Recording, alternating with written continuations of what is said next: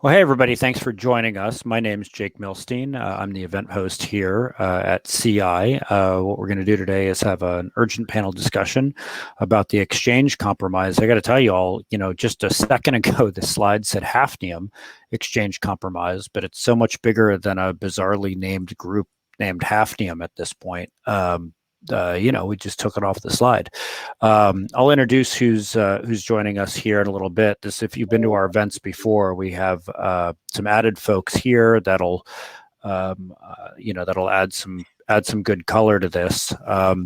As people get into the room here, we got a pretty good crowd building. A lot of people affected by this, and we'll go through the facts in a minute. On the right-hand side of your screen, you can see a chat box. If you chat there and ask questions, we'll answer them. So if you put them in there, either we'll write an answer or I'll read it to the folks on the panel. But say hi and thanks for joining us. All right, looks like we got enough people in the room here. So.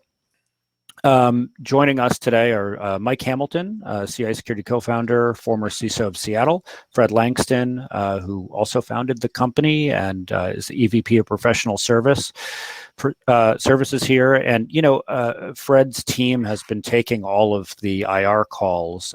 John Luke Peck, who's on the right-hand side of the screen, has been handling a ton of the incident response on this for us. In fact, just finished up an incident response call, and he'll tell us about that. And then Mike Mellinson, who we've never had any of these events before. He is CI Security SOC manager.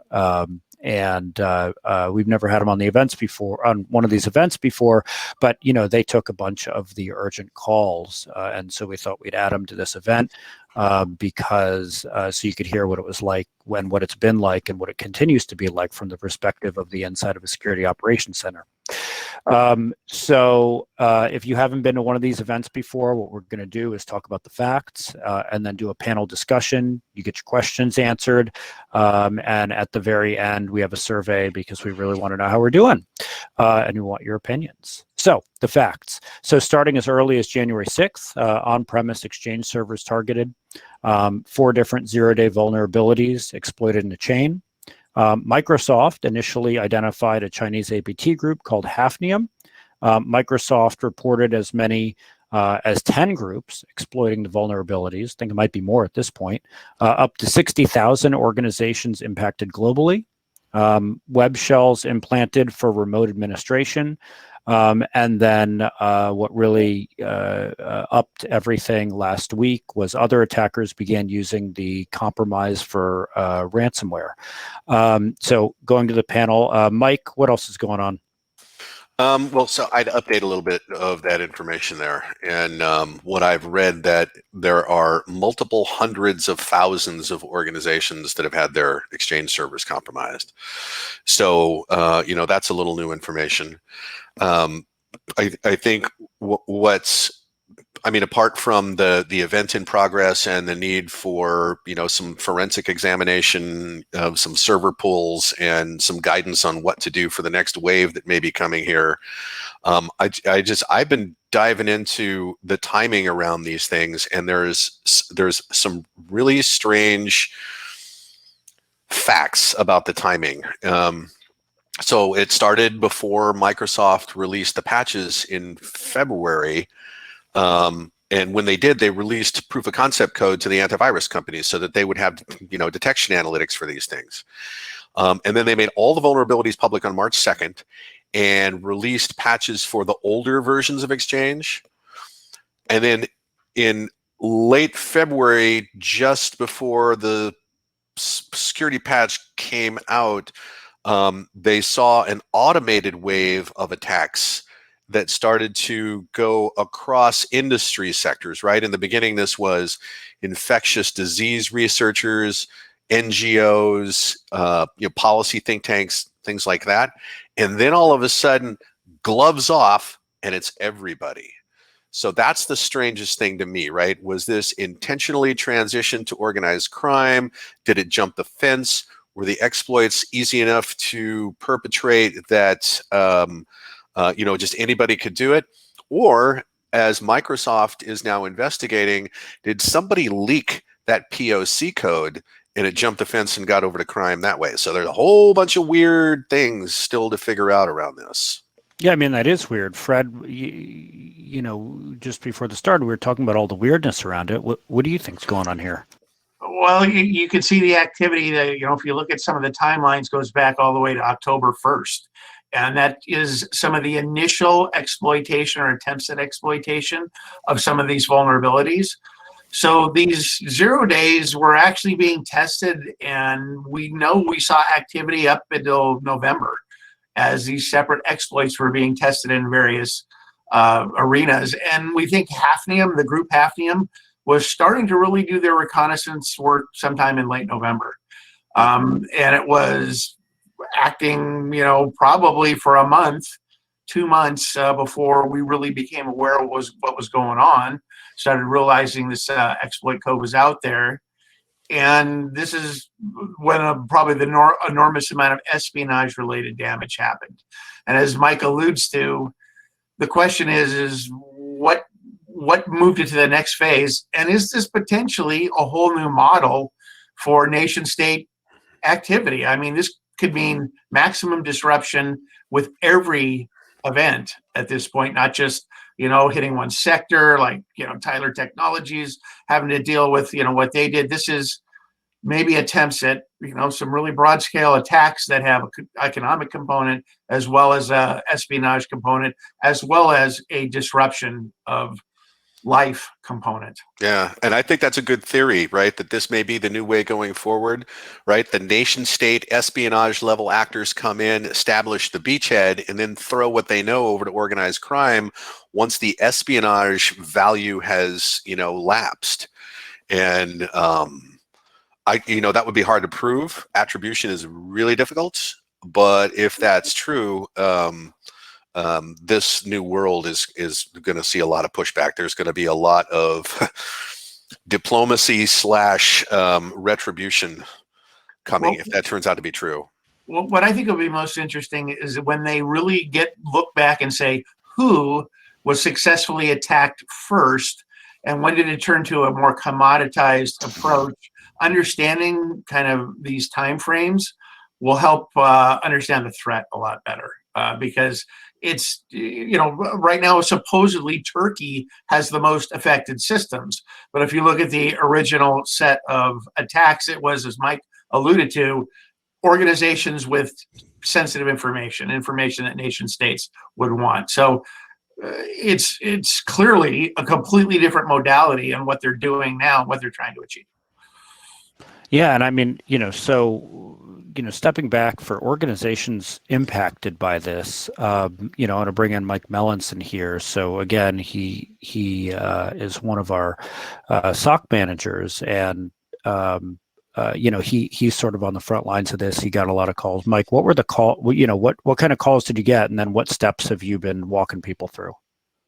Well, initially the calls that we got were due to actually people running the scripts on their own assets to see if there have been any breaches of the server-side request forgery vulnerability.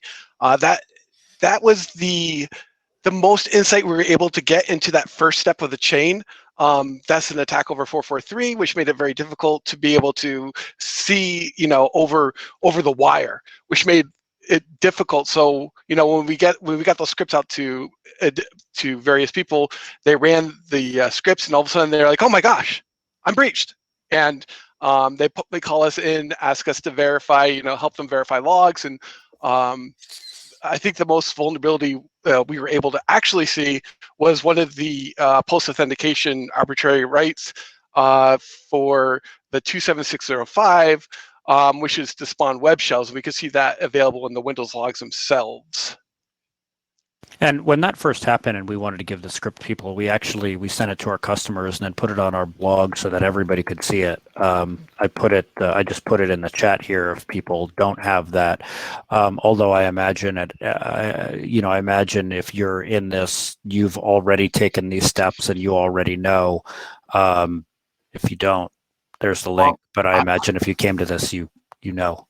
I'm willing to stand up and say, if you haven't run those scripts and you have an exposed Exchange server that is of the vulnerable version, drop off this call now, go run those scripts right now, because chances are you're going to find that you've actually been hit. Yeah, if this long has gone by and you haven't looked and you haven't patched, batten down the hatches, because everybody is predicting now, and the ransomware wave has started. What's the name of that ransomware game? Dear Cry. Dear Cry, yeah. Dear So Cray. terrible name again with Yeah. all the terrible names, but yeah, it's called Dear Cry, not deer like the animal, but DEAR. So Mike Mellinson, so after folks ran the script, after you worked with them, what percentage of the calls that you got were people who found, like, was it 100% of people with Exchange servers who had it? Was it 50%? Do you know? Well, I think it's also worth noting that we did get a couple calls. Initially, people said, "Oh, we patched," and then later on, they contacted us and said, "We were popped." So yeah, it does no good to patch a server that has been compromised. You've already opened the barn door, and the horses are all going in different directions. And really, I would say about 95% of the people that called us after running the scripts and finding some kind of concerning information on their servers, they were all pretty well confirmed to be have fallen victim to this. So, and John-Luc Peck, you're answering Wayne's question here. O365 appears to be unaffected. What so you've been the one who's really been interfacing with clients that needed an extra hand. Tell us about your experience through this. This is both a weird and very high risk type of incident. It's weird because presence of the IOCs does not guarantee breach. It's also high risk because presence of the IOCs, my personal hunch, and based on the conversations I've had with penetration testers who know much more about this than I do, we think, well, I in particular think that the risks may be underscoped by what we've seen in the major announcements here so far. So the major releases have said, if you find these code samples, it's a chopper A and a handful of other specific files and web shell droppers, which are able to be implanted on Exchange, or rather the OWA service. So we'll back up here real quick. The overall scope of the attack. You've got an Exchange server sitting on the internet. You've got port 443 forwarded to it. That way your people can get in and check out OWA. They can download mail to their phone and so on. There's a vulnerability in there which allowed remote attackers to add code into your, essentially the iNet pub web publishing directory, which is you're uploading files into what's published to the internet there, the OWA website hosted from your Exchange server itself. That code gives them shell access, not like here's a command prompt or here's PowerShell, but they've definitely got the ability to execute commands, pull files, access certain types of data. The guidance from the major security organizations so far has been, we only see them going after Exchange address book data. That's what's at risk here. Every penetration tester I've talked to says, no, this combination of exploits is like a sneeze away from giving somebody domain admin, especially because the Exchange accounts, the service accounts that they run themselves, oftentimes have domain admin rights just from the get-go there. So the service accounts that Exchange and OWA is running from are vulnerable.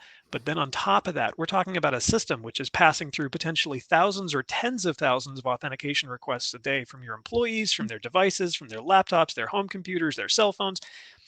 Any one of those passwords could be at risk here as well. Because if somebody is able to get in there and implant additional code like Credential Stealer, like Mimikatz, any of these other tools which make intercepting credentials as they're moving across your box actually trivially easy, now we've moved into, my problem is not just on my Exchange server, my problem is network wide. Like everything here is at risk.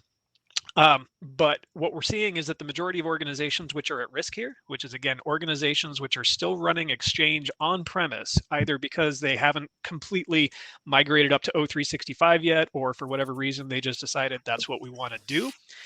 If you've got an Exchange box running on your network, there's a good chance that your IT team is probably running a little lean. You're not super up to date on your patches. It's infrastructure, which maybe people were using to remote into as a service portal, things like that. And we're finding that those organizations oftentimes don't have the logs necessary in order to fully validate what's happening. How far has this gone? So, going to take all that, put it into column A as these are a really bad set of circumstances. Then we're going to add column B, which is the attackers are now pivoting over to ransomware. So we've got forward-facing, internet-facing box with lots of credentials going across it, including domain admin level credentials that remote attackers have got the ability to implant code on and potentially pivot around from inside your network, and now ransomware. And when you throw all those into a blender, it's a very bad day. And John-Luc, from the the folks you have been working with, have you, we talked earlier about the first indicators actually being last year. How far back have you seen this? Have you been able to see it further back than? That's one of the challenges that we're working with, because again, the majority of the organizations, and we've been supporting about a dozen clients real up close and personal with us here over the last week or so, they don't have logs going back that far. A lot of organizations are still getting their own security posture where they want it to be, or they just don't have the resources necessary in order to get to that level. And so there are a lot of X factors for a lot of organizations. And so they're calling us up to say, I'm not sure what I'm looking at here. I've got scripts from Microsoft or various private security researchers who are putting them out there for the greater good. They're putting them out there as a community service, and that's phenomenal, and I'm very grateful. At the same time, those scripts are generating a lot of false positives.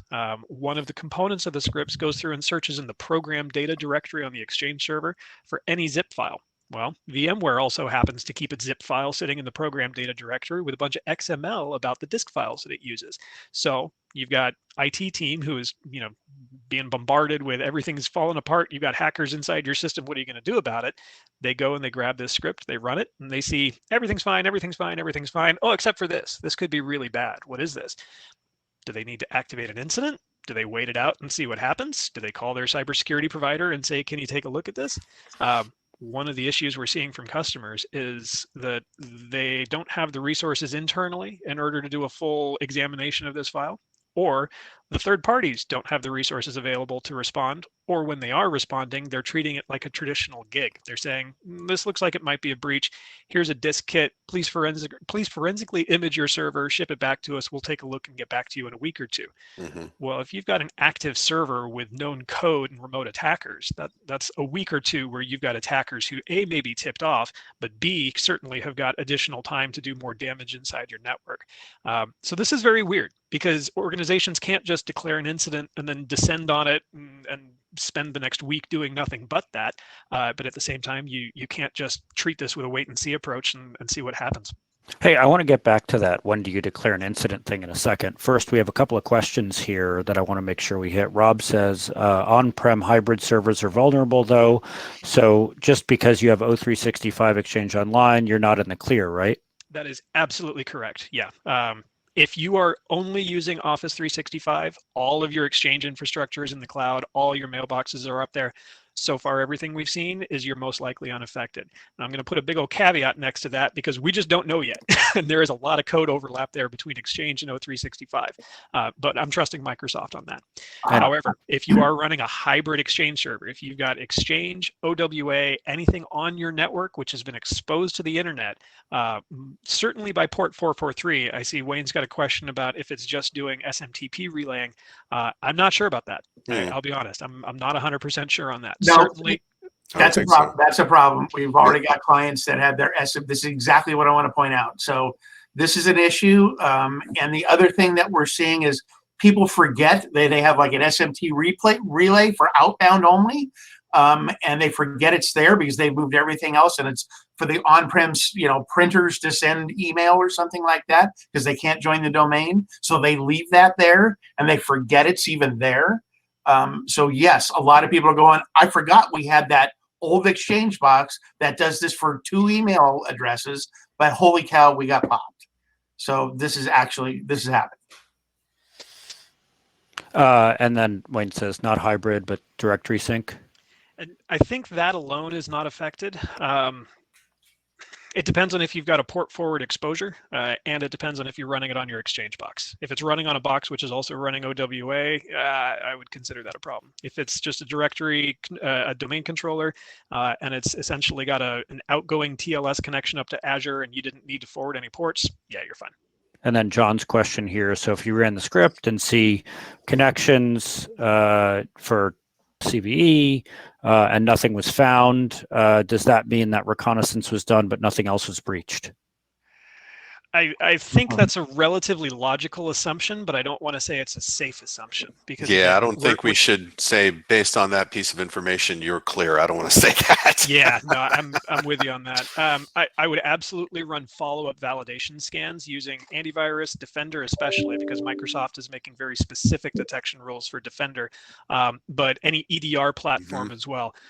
Get something onto that box, use a variety of tools. One of the things that we're recommending is throw 3 or 4 antivirus scanners at it. Run Defender, run Sophos, run Trend Micro's House Call, which is essentially a web-based antivirus scanner. Malwarebytes, absolutely. Anything that knows how to find these CVEs, anything that knows how to find these indicators, that's going to tell you, yes, you've got this running, or no, you don't. The other thing I would do is some old-fashioned recon.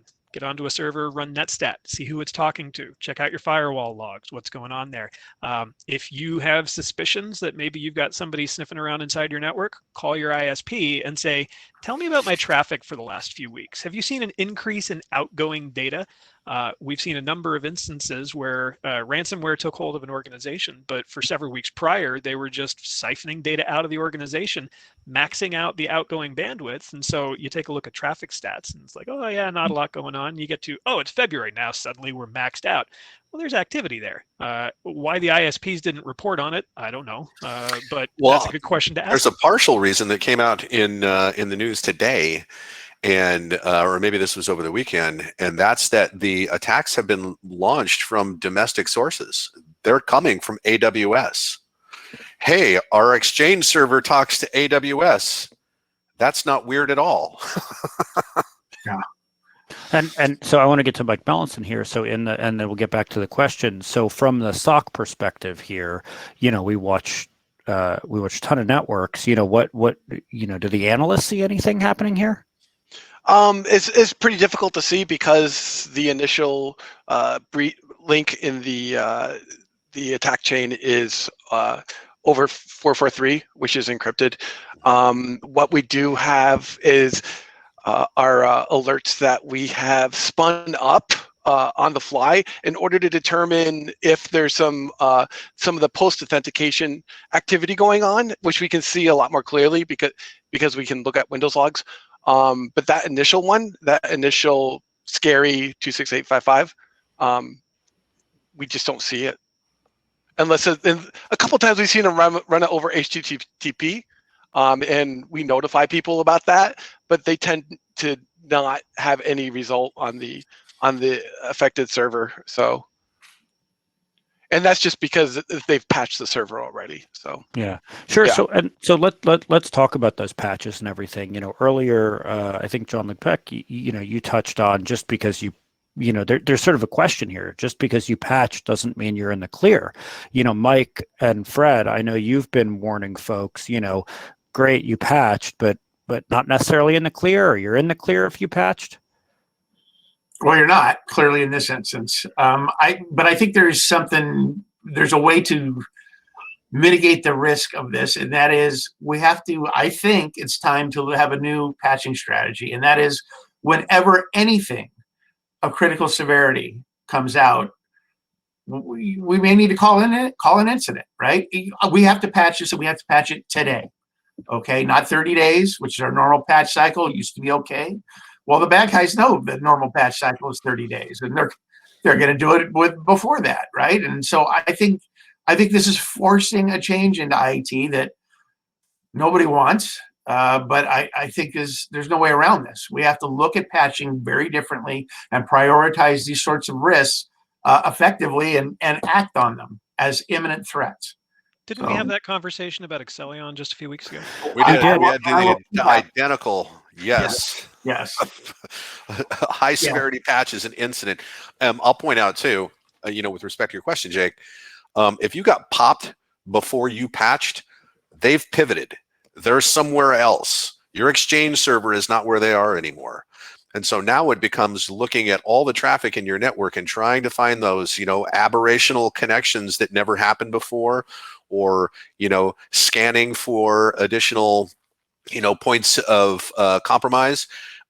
Apparently, there's one of the gangs that's already taken off with this, and I'm not making this up. It's called Lemon Duck, and it's a crypto miner gang. And so what? Starting with your Exchange server, they're looking for any system that they can put to work doing crypto mining. So once they're in, if you've patched, but you patched after they gotcha, you're still got.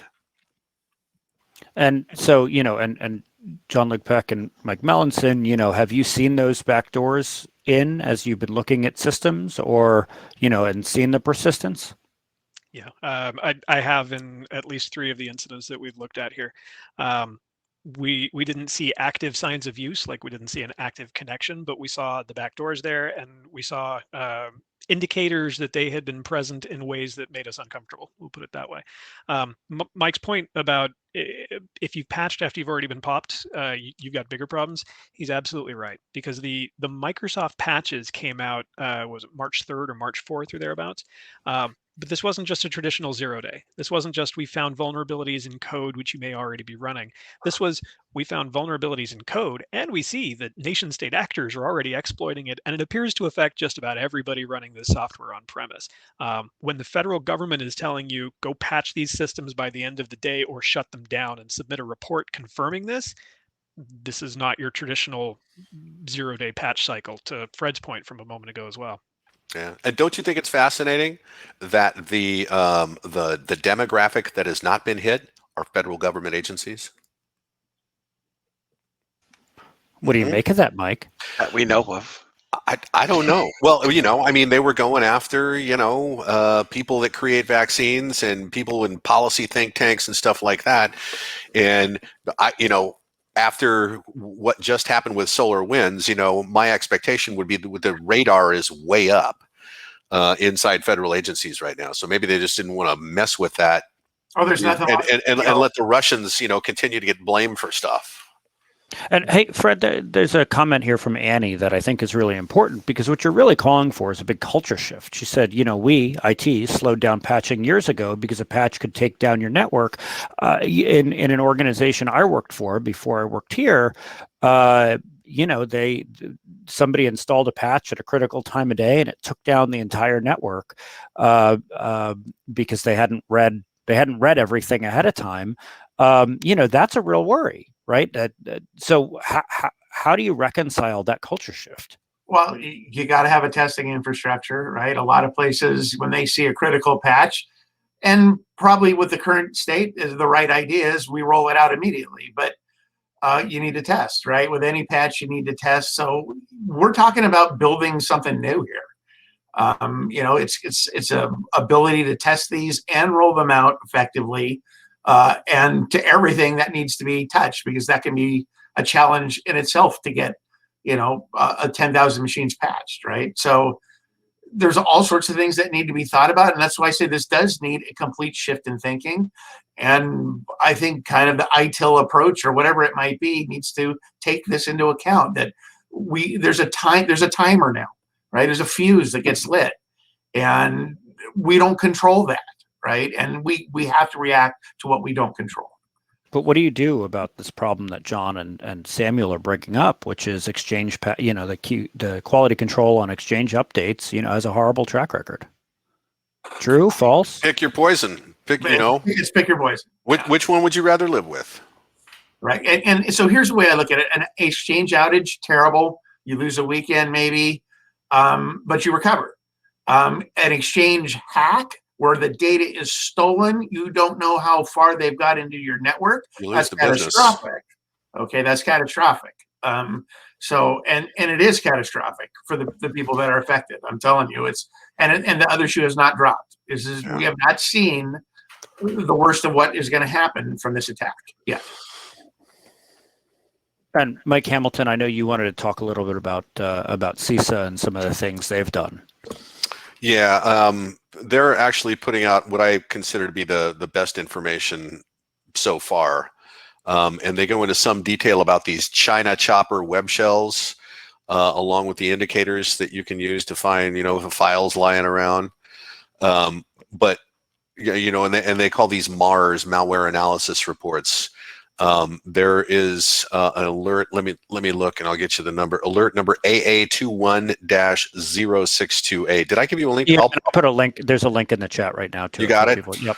That is the best. That is the best up to date information right there. And I'd be really keyed on what Microsoft is saying going forward too, because they are going to be a big part of not only trying to get everybody squared away here, but they're going to be a big part of this investigation.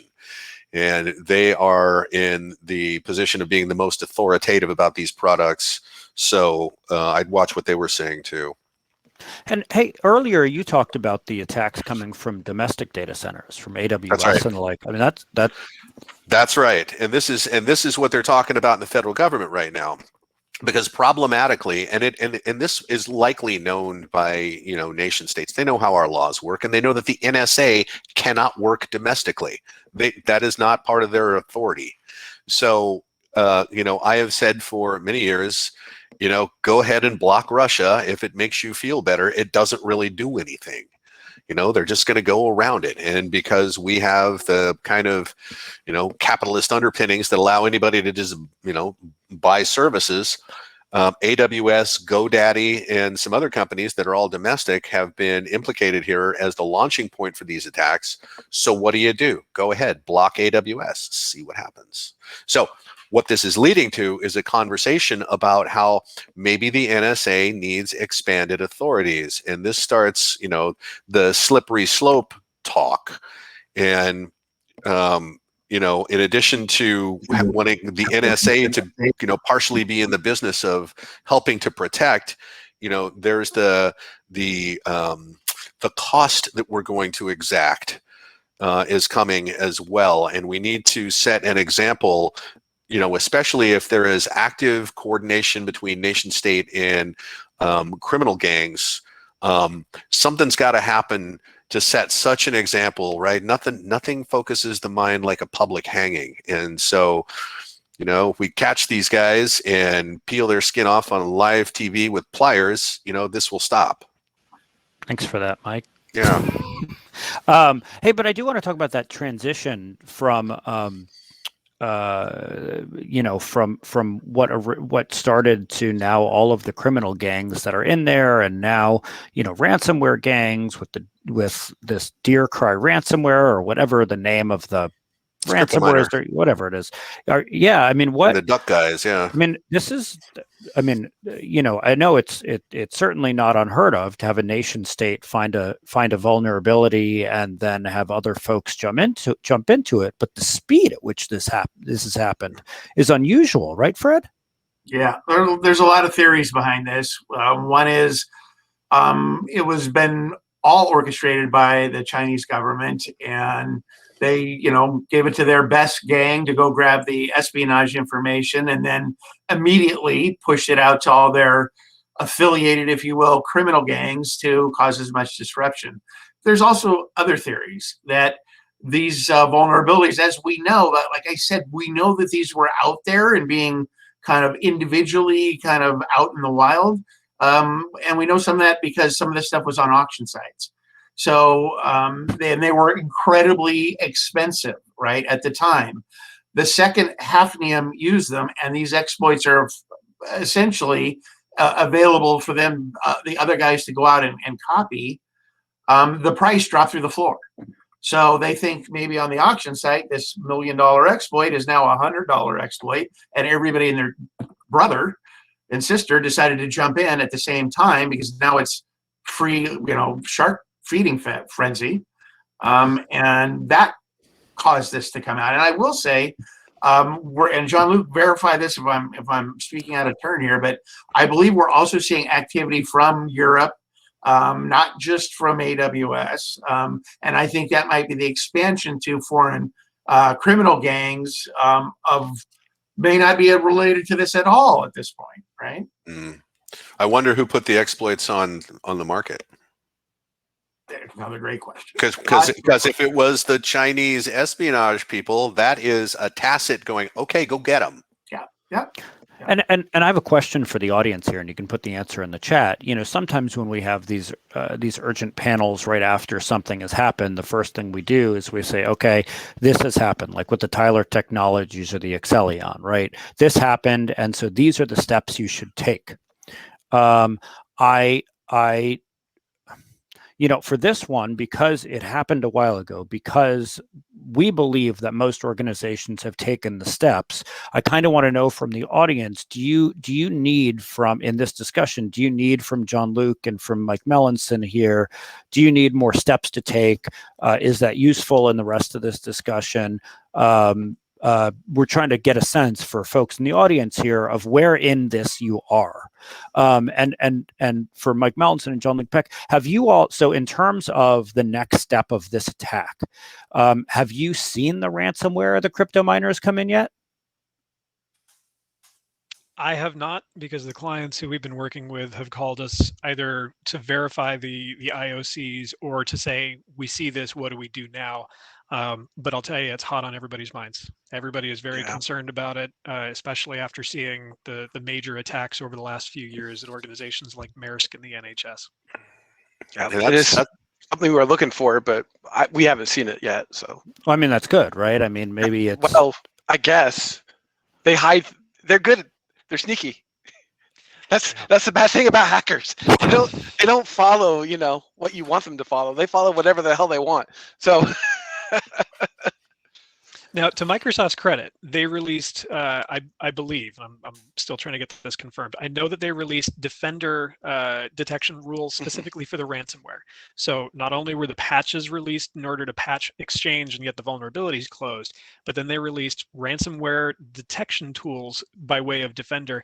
And I think I saw floating around somewhere that they made them individually available, so you could run them even if you aren't a Defender customer. But my concern right now is what directions could this go? Because again, bad actors with hostile intent, with domain admin level access inside your network, that's a bad math puzzle right there. And so a question comes in here. So Michael says, any next step advice or recommendations are extremely valuable, and we appreciate all you can share. Fred, how would you answer that one? Okay, this is the extremely tough part of this conversation. This is what all this has been going towards. Yeah, and this is why people aren't going to be happy with this. If you have been popped with this, and you have any signs that they've completed the exploit and they have gotten the credentials, you have to make assumptions about your network. In a network that has to be trusted, you're going to burn it to the ground and you're going to rebuild it. Because you cannot be sure when somebody has domain admin credentials on a system that can touch probably every system in your network, even behind firewalls. Who can touch behind a firewall? Exchange can touch behind a firewall. So you literally have a threat level that's as bad as it gets. Now, most people can't do that, right? So what can you do? There's limited containment. There's early containment, which is trying to drop a bunch of barriers on your network and build a clean half and slowly build new stuff in the clean half and migrate over time. Increase your monitoring. Watch your backups. If you see anything anomalous headed towards your backups, make sure you have an offline copy. If you don't have an offline copy right now, the 3-2-1 backup rule, most people have heard of it. A lot aren't following it. It's time to start following that. It's your only way out now from any ransomware attack. So watch that. Turn up the monitoring level in your network. Throw things like the sysinternals tools like Sysmon, and those tools to monitor the processes on key servers, especially systems that you think may be affected. You turn up your log levels. Default log levels in Microsoft are not good enough. To do a detailed forensic analysis to say with any level of assurance, yes, they were moved over there and have gotten to that system, or no, they have not.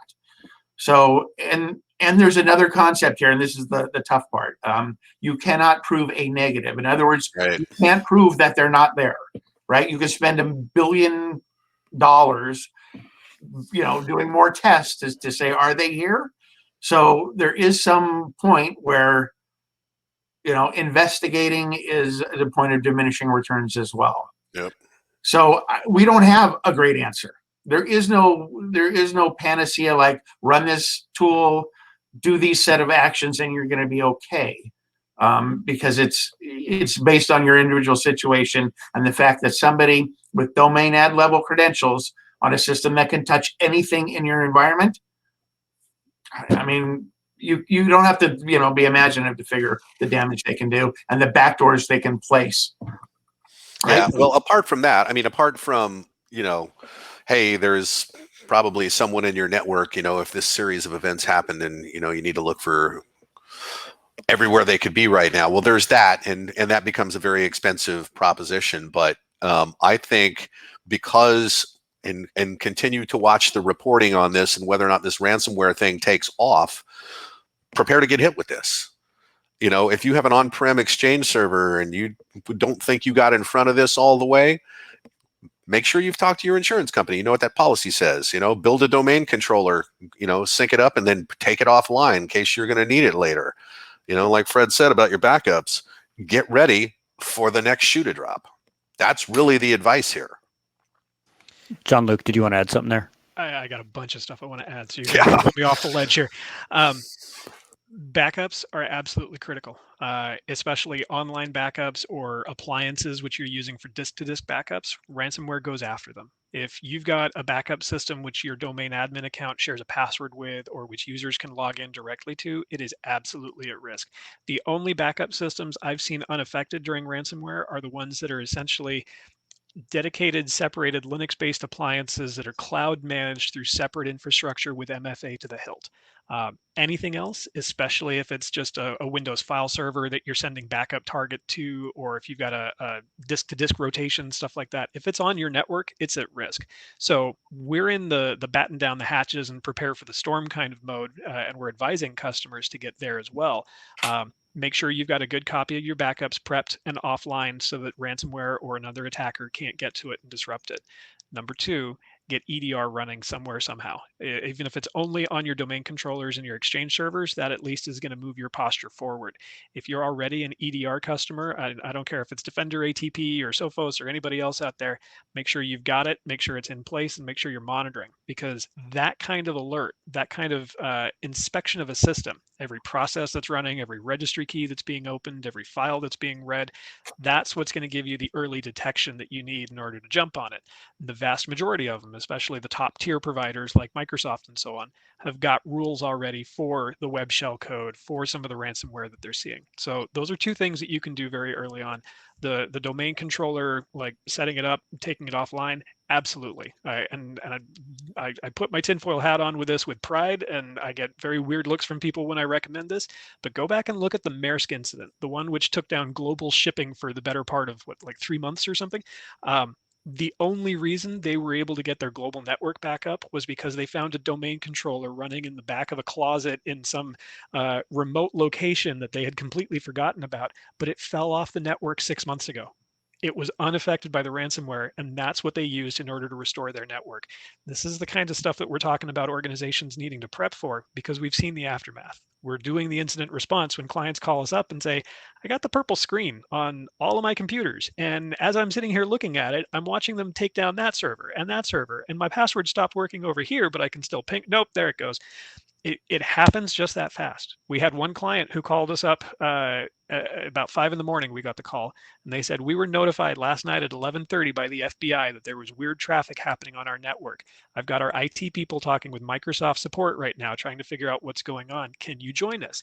By the time I got onto the line, they'd already engaged support, they'd already engaged security services, and they were essentially sitting there watching their network fall down. There was nothing they could do about it, and their backups were gone. So this is my worst case scenario, and we watched it happen, which is why we're presenting this information to say, these are the things you can do to make sure that doesn't happen to you.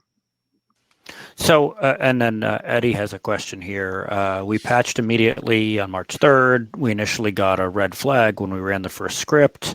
2 days later, Microsoft updated the script, and we did not get the same red flag. Was the first response a false positive? I think it was, and I've seen in public reporting that it has given false positives.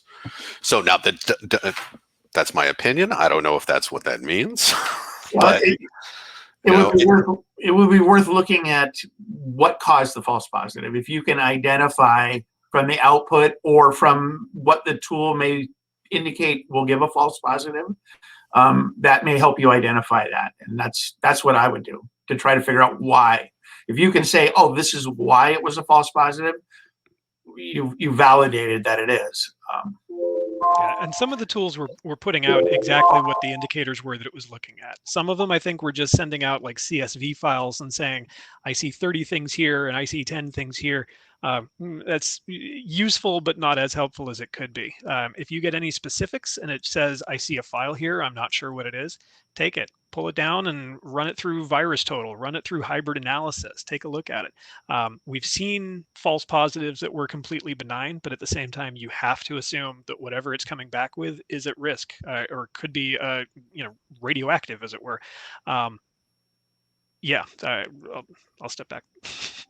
And, forgive me, I host the event, but I also run marketing. When you talk about EDR, we do, set up Defender and monitor it and Mike Mellons and SOC. So if folks need that, let us know and we can help. Okay, sales moment done. Jean-Luc and Mike Hamilton, earlier you were talking a little bit about insurance companies and how they're reacting to this. Good, bad? What have you seen? I've heard that they're pushing back against insurance claims on this, and I think Jean-Luc, you're closer to that front line than me, and I know you've been involved in some of those conversations. Fred, you have too, right? Yeah. Look, you got to understand they're going to be negotiating throughout this process because it's their money they're negotiating here. So it's a challenge. It's a challenge. And if you don't know how their process is supposed to play out, you can get a little lost in the shuffle. So you might want to contact your underwriter and say, hey, what would be the process if we invoke this? Ask now before you need to. And also check a little bit of what your policy actually covers in terms of deductibles, in terms of liability coverage. All these things will play into this. And do they provide legal representation? Do you have to use their legal representation? Do you have to use their forensic investigator for them to validate a claim? So I would check out all the components of what it would take to activate that policy and the response they might provide. Well, and I can just imagine, seeing, Mike Mellons, seeing how busy he's been, helping folks over the weekend, Jean-Luc Peck helping people at midnight, that, insurance companies must be getting slammed with this right now. And, they only have a certain number of IR folks to help, certain number of phone calls to take. If you're not a giant billion-dollar company, do you get backburnered and then you just have to wait? I think the issue is they only have a certain amount of money in the bank. And if they have to pay all these claims, insurance companies are going to be broke. And I think that's their main issue right there. Well, and remember the NotPetya with the massive claims against that, that's still in court. And the question will be, was that an act of cyber war? Which this may be declared. This may be too. That's right. That may be the insurance company's out right there. Right. So, but still, I mean, that is really good advice. Make sure you know the details. And in fact, are you required to use the forensic analyst that your insurance company wants to send you? Because calling somebody else like us may invalidate your claim. So check that out. Alternatively, calling somebody else like us while the other forensics provider is working could help expedite their services as well. From what we have found. I'll throw that out there. So cybersecurity policies and them trying to evade payouts, it's a thing. It absolutely happens. I will say in these particular instances, I haven't seen that. They've been pretty forward and upfront about, we want to help you treat this, or that's what we're here for. So tell us what you need and let's go through it. They are very clear about, we're not going to pay you to upgrade your infrastructure with stuff that, sort of routine IT maintenance stuff you should have been doing a year ago.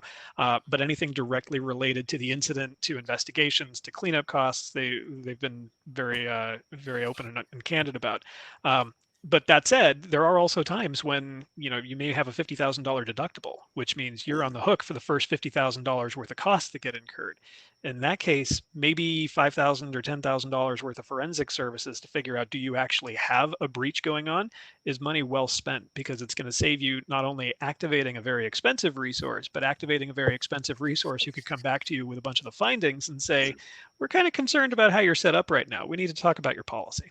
Hey, so, one of the things I can do as the event host here is see who's here and see their titles and the like. And as I look and see who's here, it's a lot of IT folks, a lot of IS folks, not a lot of CEOs, not a lot of CFOs. If I'm the IT director, if I'm the CIO, how at this point, my CEO, my CFO is like, hey, you should have done something to prevent this, or what could we do in the future to prevent this? Fred, how do you answer that? There's nothing you could do to prevent a 0-day. End of story.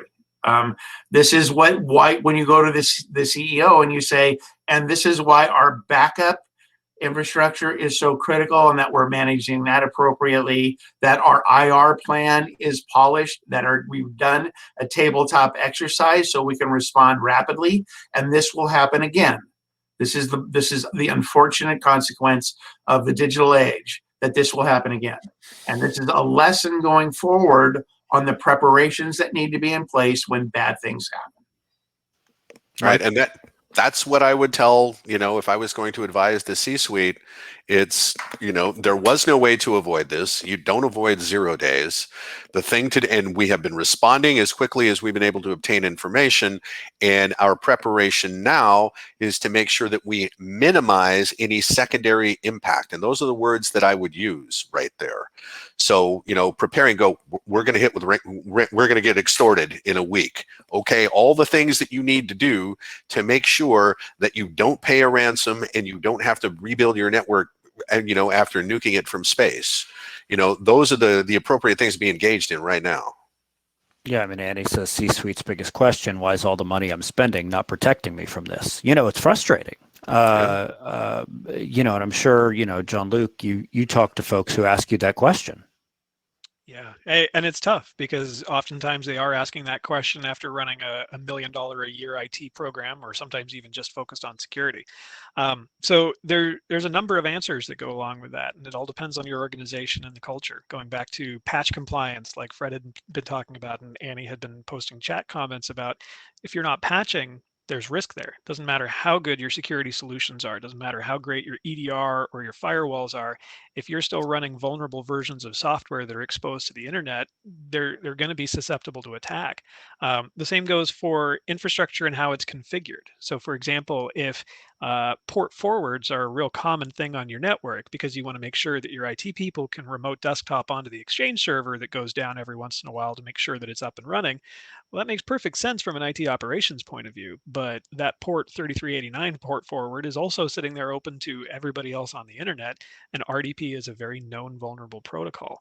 So there's a variety of answers that go into that, and it all depends on what have you been focusing on in your organization so far. What kind of technologies do you have in place? Do you have the people to run them? We see commonly organizations will throw money at solutions. I'm going to spend $200,000 on a SIM over here. I'm going to spend $100,000 on EDR over there.